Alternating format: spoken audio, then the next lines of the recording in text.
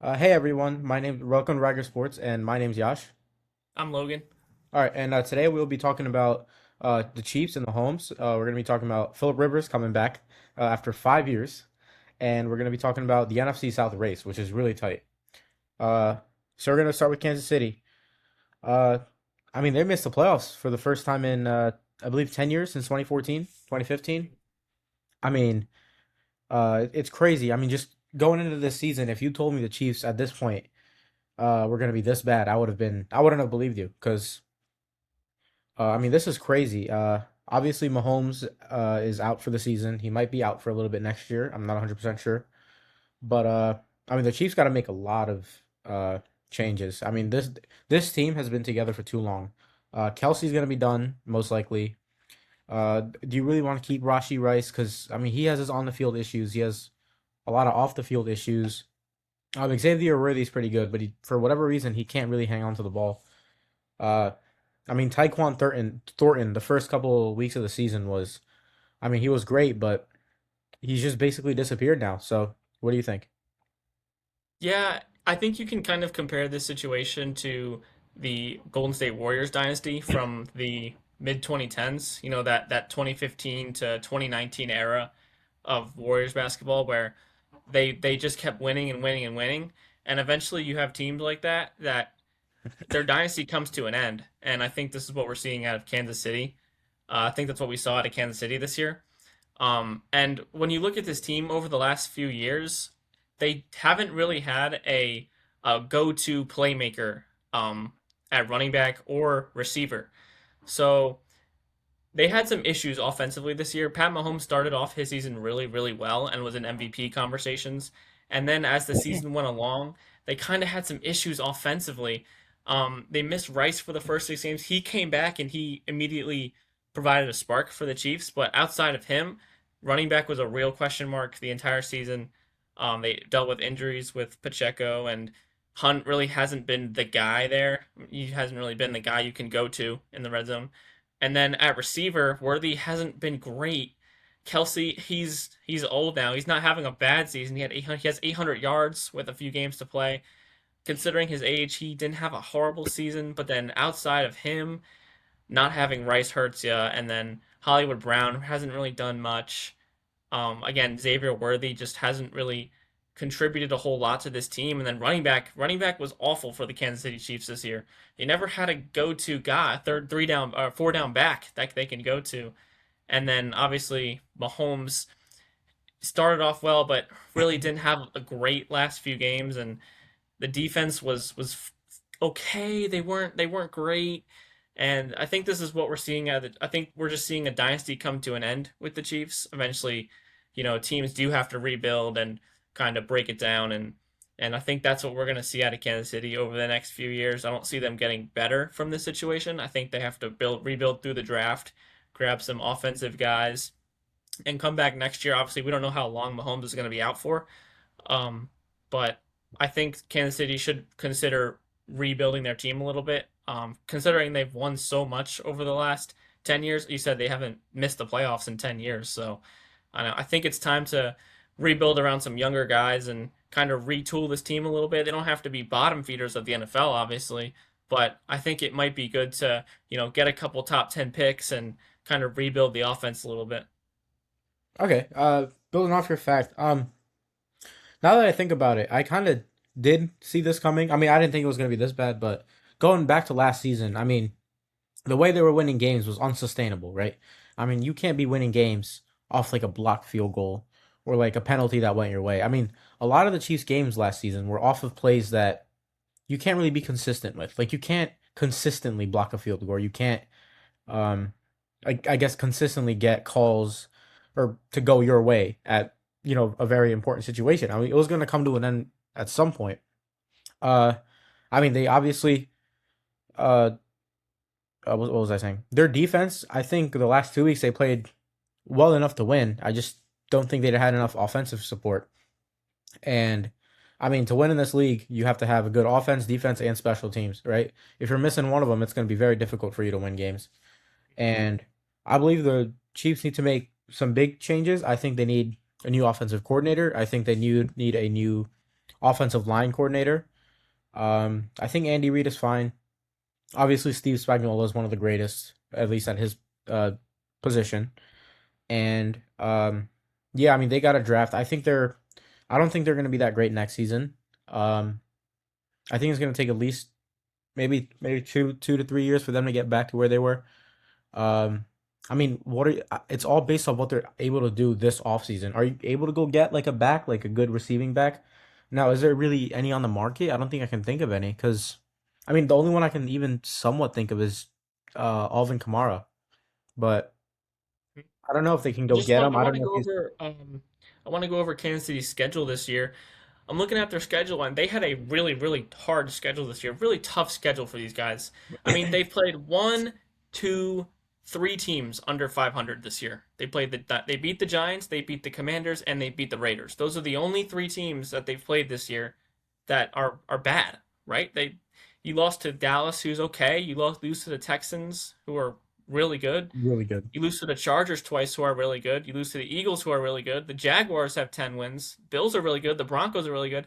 So the games that Kansas City did lose this year were against tough competition. They haven't played an easy schedule. So winning, 11, 12 games this year was going to be a really tall task to begin with. But considering how hard their schedule was this year, it's not really a surprise that they've been mediocre. But that's just an added fact to this situation Kansas City kind of dealt with this year is that their schedule didn't help them. And I think over the next few years, you're going to see this team kind of rebuild through the draft a little bit, and they'll be back. They're a winning program. They win games. Um, but they'll be back. I think they have to draft a couple young players, get some playmakers, and you'll see Kansas City back with, especially with Mahomes. I don't know how Oh yeah, hard that absolutely. injury is going to be on him, but they'll be back. I mean, the thing with ACL injuries is it's very difficult to come back from. Obviously, Mahomes we know is one of like the tougher people in the NFL, and uh, I already know he's gonna try to do the best he can to get back. Obviously, I'm wishing the best for him. I mean, I'm not a Chiefs fan. I don't like Kansas City at all, but I hate to see anybody go down, and it's a shame what happened to him. But I'm hoping he comes back. He's doing well. It's definitely going to take, even when he gets back, it's definitely going to take a little bit of time to adjust, obviously, to go back to the game speed. If you remember, Joe Burrow in his, I believe, his second or third game tore his ACL, and then he came back the next season, took the team to the Super Bowl. So I definitely do think it's very possible. It's going to be a long road. He's got a long road ahead of him, but I'm hoping he comes back stronger than ever. And I mean, but if it doesn't matter how good he is, because if Kansas City doesn't make some changes on offense, well, mainly offense, then they're really going to struggle to get back to where they used to be. Okay, so our next topic will be probably the biggest topic of the week, aside from Mahomes tearing his ACL, is Phillip Rivers coming back after 5 years of sitting on his couch like a potato. Phillip Rivers is finally back playing football, and honestly, I was very shocked at how he played. Now, obviously, he didn't play that great. Uh, Well, in the first half, but I mean, he threw a touchdown pass. He led his team on what should have been a game-winning field goal, a 60-yard field goal at that. But Seattle was able to drive down the field and kick a game-winning field goal. Yeah, I mean, nobody saw this coming. Phillip Rivers is 44 years old, I believe, hasn't played since the COVID season, and he put his team in a chance to win a game on the road against one of the best teams in the NFL in the Seahawks. So, really impressed by how he played, not only not playing like since COVID, and then he's 44 as well. So, with those two things said, he went out there and didn't play bad. He didn't play great. Obviously, no one expected him to go out there and throw for 300 yards. Obviously, I think his passing line was at 147 yards. He He ended did up pass with that. Impressive. 120 and Oh, he did? I one thought he hit touchdown. 178. He had 120 yards, one touchdown, Oh, one pick, 170. and then he only threw for an average of 4.4 yards per throw. So he wasn't throwing the ball downfield, but he put his team in a chance to win the game late. Ultimately, they did fall short. Um, I'm kind of surprised about why the Colts went this direction. They have a young kid. They have Riley Leonard, who played in the game before last week. Kid out of Duke, played at Notre Dame, played at Duke, and I don't really understand. I mean, obviously, you still are in the playoff hunt, so you have to win games. But I'm kind of surprised they chose Phillip Rivers over Leonard in this situation, considering at this time of year you need to win football games, and Rivers hasn't played. He's old. I mean, Leonard didn't play bad last week, but I'm surprised they went to Rivers this week. I mean, next week I don't think he's going to play as well. I don't think he plays next year. I mean, I guess they just went to Rivers for a rental for the last few games to try and win one or two games and try and sneak into the playoffs. But it is a really crazy story. And if you loved watching the NFL in the early 2010s or even in the 2010s, then obviously you're a Phillip Rivers fan. This guy is a borderline Hall of Fame player. Um, you could argue he's not a Hall of Famer. You could argue he is a Hall of Famer. But it was really exciting to watch him come back and play last week. It would have been even sweeter if they won the game, but it's definitely exciting to see such a NFL legend come back and do his best to bring the Colts to the playoffs. We'll see what happens. They got a few games left, but I'm not expecting too much out of Rivers these last few games.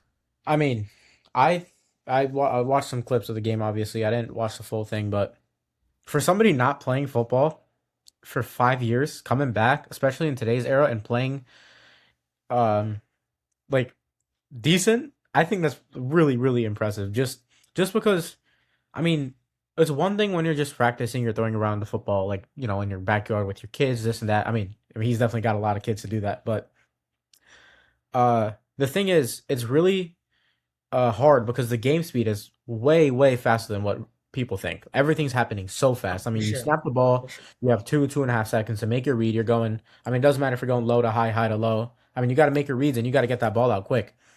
And if you watched, there was some big throws he made that night, and he did technically put his team in a position to win. Obviously, the defense wasn't able to come through.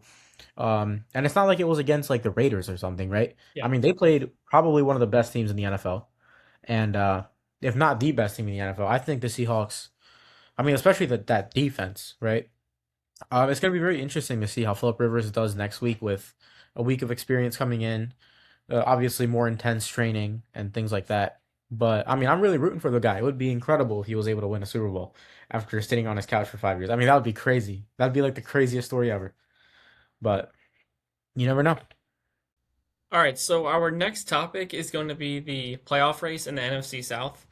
I would say this race is probably the closest race out of all of them. I mean, the NFC West is close between the Rams and the Seahawks as well, but this one is interesting because both teams are kind of mediocre. I mean, the winner of the NFC South might not win a playoff game, so it's between the Bucks and the Panthers, and these two teams are kind of going in opposite directions.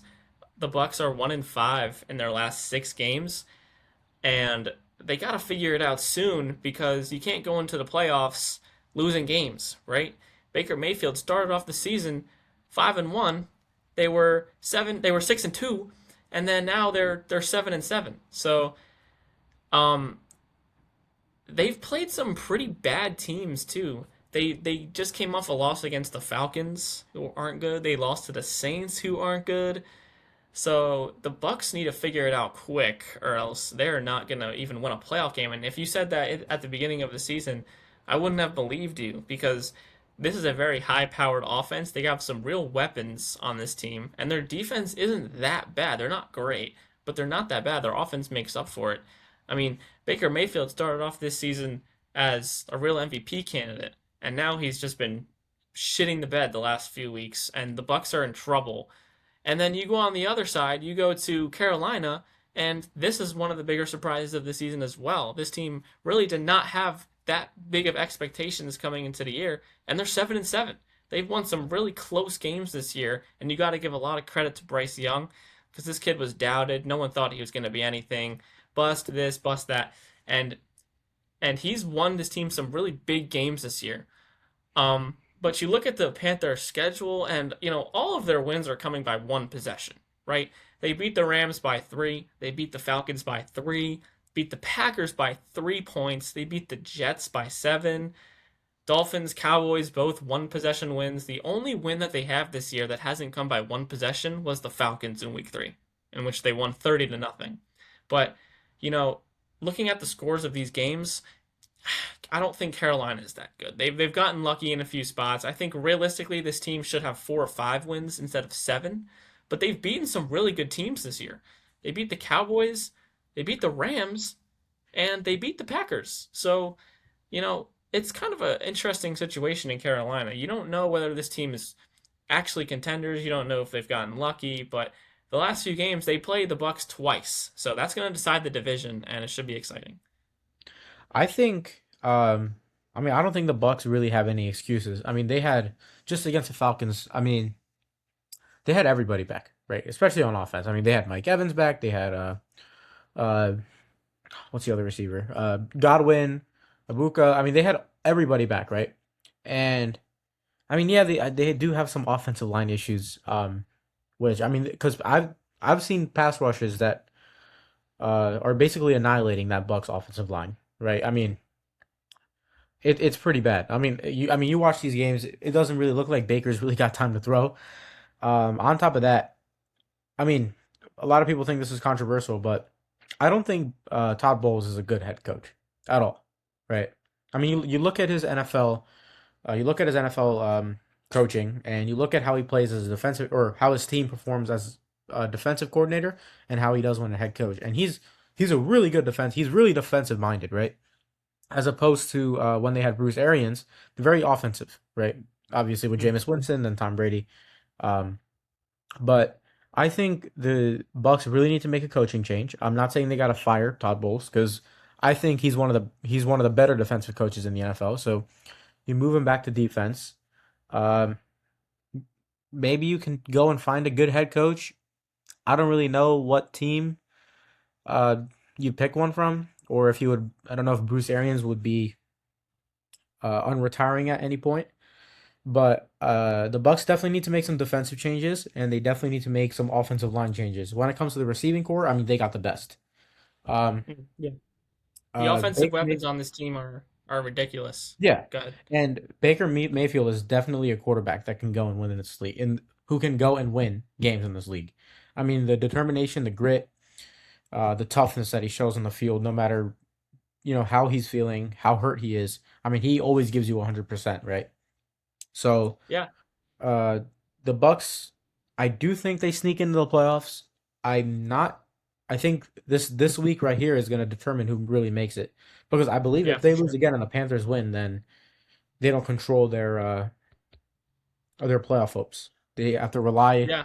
on other teams losing. So, and that's And one never a thing reliable. one thing that's very interesting is that you lose Bucky Irving at the beginning of the season for I think it was like 4 or 5 games, maybe 6 games, and you were winning games, and now Bucky Irving is back, and they're 1-5 in their last game, in their last 6 games. So I think that's a very interesting situation there. Rashad White did fill in really nicely for the Bucks in those few weeks, and then you have the other back who I Sean forget his Tucker, he name, but played he incredible. Sean Tucker, he Tucker, played right. incredible. Tucker definitely has helped them a lot as well. But getting Bucky Irving back should have accelerated this team a little bit. But they're taking a step down. That defense has just been awful the last few weeks. You gave up 29 to the Falcons, 34 to the Rams, 44 to the Bills, 28 to the Pats. They got to figure it out defensively, I think, more than offensively if they want to make some noise in the playoffs. But if there's a time to figure it out, it's these last 3 games, right? They gotta figure it out because if Baker Mayfield wants to go into the playoffs and make some noise, win a game, win 2 games, get to the conference championship, then the defense has to play better, and of course, no more injuries on offense, right? No, Because Mike Evans very injury prone, Chris Godwin very injury prone. If you lose any of these weapons, then I really don't see them winning a playoff game at all considering the contenders in the NFC, right? Packers, Lions, Rams, Seahawks. You got so many teams in the NFC that can definitely make a run. So, um, I think they'll win. I think they'll win 9 games. I think they'll win 2 out of 3. I think they split with the Panthers, and then I think they beat the Dolphins. I believe it is in uh their third to last game, their second to last game. So, um, Bucks on paper, they're not a bad team, right? This team is good, but These last few weeks just have been brutal for Buccaneers fans, and ending the season, they really have to finish on a high note. Yeah, I mean, at the end of the day, if you look at how some of these teams win Super Bowls, as long as you're getting better and better each week, especially in the month of December, I mean, you're on a good streak, you're on a good winning streak. I mean, you're playing well offensive defensively. I mean, then you really have a shot at winning the Super Bowl. I mean, you looked at Philly last year, right? And I mean, they played well all season, but those games that they played in December all the way through January and going into the Super Bowl, they got better and better each game, offensively and defensively. I mean, they played the Rams first, where they were okay, but we get it because it was snowing, this, that, whatever. And then they just dismantled the Commanders, right? And then on top of that, I mean, the Chiefs stood no chance. I mean, people are saying the Chiefs, they scored 22 points. No, the Chiefs only scored 22 points because the Eagles put their backups in. That is the only reason why they got 22 points. I mean, if the Eagles kept their starters in, it would have probably been like 50 to 12, at least. I mean, it was so as long as Tampa Bay is able to kind of fix all these little mistakes that they have, especially on defense, I mean, they can. I think they're one of the teams that can really make a deep run. For sure. For sure. They've definitely have the offense to make a run. Their offense is up there with Detroit, Philly. They've Yeah, got they've got some really good guys on offense. absolutely. All right, so our final topic today is going to be we're going to go to the college football side, and we're going to go over the college football playoff. We're going to debate whether which team we think is going to win, who's a sleeper, and kind of our thoughts on that. So the selection show was really interesting. There was one question on everyone's minds, and that was going to be who would get the final spot in the bracket, right? There were three candidates this year: Alabama, Notre Dame, and Miami. And all three of these teams definitely had cases to be included in the playoff, but one of them was going to get left out, and it was Notre Dame this year, and that shocked a lot of people, considering how much Notre Dame blew out their opponents this year. They won a game 70-0 this year, but the college football playoff committee decided to leave them out of the bracket, and I think a lot of people are kind of shocked and confused and really want to know why they decided to make this move. And I think it's because Notre Dame and Miami played each other, and I think it was the first game of the season, and Miami won that game against Notre Dame head to head. I think they won by 3. I'm not sure how much they won by, but they won the game very close. And I think both of these teams finished their season really well. And the committee ultimately decided that Miami was more fit to make the playoff. I think both teams went 10-2. But they decided to put Miami in over Notre Dame, even though Notre Dame has a better roster. They won in bigger fashion this season, um, and they have a Heisman candidate in Jeremiah Love, who is the best running back in the nation this year. But they threw in Miami over Notre Dame, and I think that head-to-head really shows how important it is to win games against good teams. Because Notre Dame's schedule was really light. They did not play anyone really great. Their best win on the year was USC, I think was ranked 16 or 15 at the time. And really, that was their only, and they beat a Pitt team who dealt with injuries all season long. So their strength of schedule for Notre Dame, it wasn't great. And I think that's what really hurt them come selection day. And then Miami played in the ACC conference, which Notre Dame doesn't play in a conference. So obviously Miami's schedule, their opponents are going to be a little tougher. So I think the committee really heavily weighted that in the selection process. But and then you go to Alabama, who I think we all knew Alabama was going to get into the bracket this year, but they really didn't have a great season. They lost 3 games. You make it to the SEC championship. Ultimately, you get destroyed by Georgia, which is really not a surprise. But playing in the SEC is always going to mean that you're going to play some pretty damn good teams. And winning 10 games, I think they won. I think it was they won 7 games in the SEC this year, which is definitely a really good feat. They have some really good wins. Out of those 3 teams that I just mentioned, Alabama has had the best strength of record. They beat Tennessee, Missouri, Vandy. They beat Georgia earlier in the season. I mean, those are just 4 incredible wins. So when you look at the bracket as a whole, I think you have some real contenders in this year's bracket. Obviously, Indiana 13-0. They have the Heisman winner in Mendoza. They They beat Ohio State in the Big Ten championship. They're going to be a favorite. Obviously, the Buckeyes are going to be coming off of a championship last year. They're going to be in the mix. Georgia's always going to be in the mix. So you have some really good teams in this year's bracket. It's going to be interesting to see how it all plays out. Um, but I'm definitely excited to watch some college football soon. I mean, yeah, looking at the playoff bracket, obviously Indiana's got the number one seed when they beat Ohio State. I still think that when it comes to winning the championship, I think Ohio State is probably going to win it. Now, uh, I mean, they have a really good defense.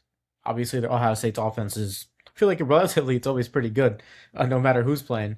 But my eyes are specifically on Jeremiah Smith and how he plays because I mean, I think he's one of those players, one of those receivers that can just blow a game open, right? I mean, he catches a couple big balls here and there, and the game's already out of reach, right? Before you know it, I mean, he'll catch a big touchdown pass, they'll be up seven, and then the defense is able to get like a three and out. They go right back down the field and they score, and it's kind of hard to keep up with because when you're playing from behind, I mean, you basically abandon your own game and you become one dimensional, right? And it's very difficult to win games, especially of this magnitude. Because now that you're in the playoffs, every team you're going to play is only going to get better and better, right? Yeah. So And just to mention, losing to Indiana in the Big Ten championship might have been a blessing in disguise for the Buckeyes, just because you look at this bracket and Indiana's going to have to play the winner of Alabama and Oklahoma, two SEC powerhouses. yeah, And then I mean, Ohio State's going to have to play the winner of Miami and Texas A&M, which is definitely a lot lighter than Oklahoma or Alabama. So, oh, absolutely. right, I mean, yeah. I do think that Ohio State and Indiana, I believe, what is it? I think it's a Chick-fil-A bowl. I think, right? I'm not sure. Hold on, Which let me game? check.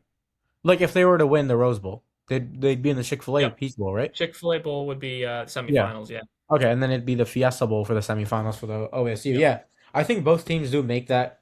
Um, Looking at it, I mean, I do think Texas Tech is going to make it just because they either play Oregon or, I mean, I don't think JMU is going to win, but No. if JMU does somehow end up winning, then Texas Tech is going to have a cakewalk to the Peach Bowl.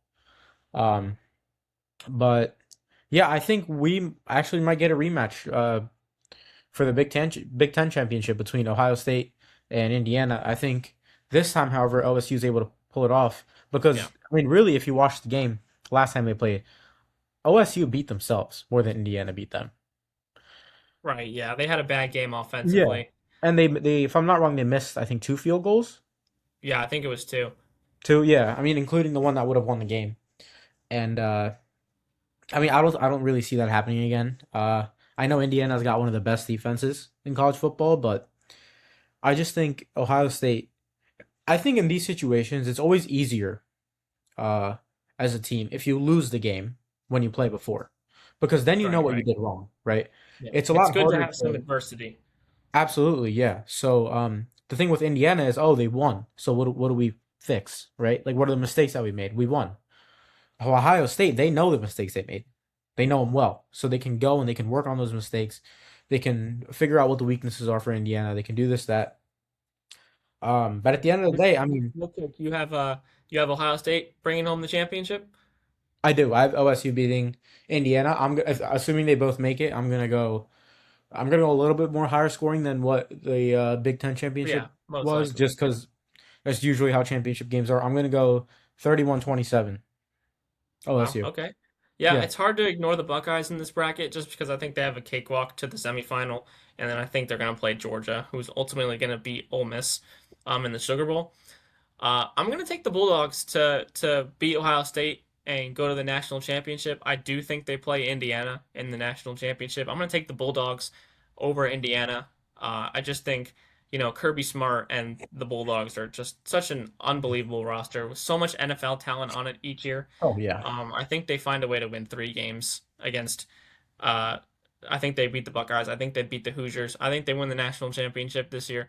But don't get me wrong, I would not be surprised if Ohio State ends up winning again this year, and I wouldn't be surprised if Indiana also wins this year, considering that they're 13-0, number one team in the country, Heisman Trophy winner. They got it all. So I I mean, think they it's got going to a be a lot great of. bracket. they got a lot. Indiana's got a lot of NFL talent. Uh, I mean, really the top three teams if we're really thinking about it. But Yeah, Indiana's uh, got some really good receivers yeah, I think this actually might be the best championship since the LSU Clemson one. I think 5 or 6 years ago with T Law and Burrow. I mean, I think that's one of the best college games I've ever seen. Just because, for um, sure. Yeah, I mean, it was so much just NFL loaded. talent. It was loaded. I mean, Yeah, especially like going back now and rewatching the game. I mean, you hear anybody and you're like, oh, like he's playing for the Seahawks or he's playing for the Bengals. I mean, you had literally two of the top three receiver, or I guess top four receivers in the NFL on the same team, along with one of the best quarterbacks in the NFL. I mean, like, come on, right? Um, I mean, they had somebody else too. I'm trying to think on at a receiver aside LSU, they had Brian Jefferson Chase. Thomas. Brian Thomas Jr. Okay, was on that yeah. team. I I mean, think he was on come that on, team. he's a Jamar number one Chase on was on that multiple. team. He's a number one on multiple NFL teams, and he was the third option at LSU. Like, come on. I mean, you have two NFL number ones, unquestioned, and then you have a third number one wide receiver on your team as well, and you had an insane defense. So, yeah, my final prediction for assuming Ohio State and Indiana makes it 31-27 OSU. You went Georgia Bulldogs winning it against Indiana I think Georgia beats Indiana 24-10. 24-10. Okay. So I guess we'll know on the 19th of January. But yeah, anything else? Or no? Well, I think we covered everything. All right, perfect. We'll be back next week. Yep. We have to make an outro. I'm not gonna lie. Figure Like something out. talking or like a animated thing. Animated, I guess, maybe. Maybe Dude, like we could just to let say. you know, your camera has been like blurry the entire recording. So I don't know if Wait, yeah, that's like yours was like. Well, I mean, it's only recording at 720p. That's the only problem. okay, yeah, it says your actual recording is higher quality. So I think we're good. Oh yeah, yeah, yeah. It's for both of us. But totally recording at 720p. So what we're gonna do later when we go in hold on. Well, let me end Done. this. You're done.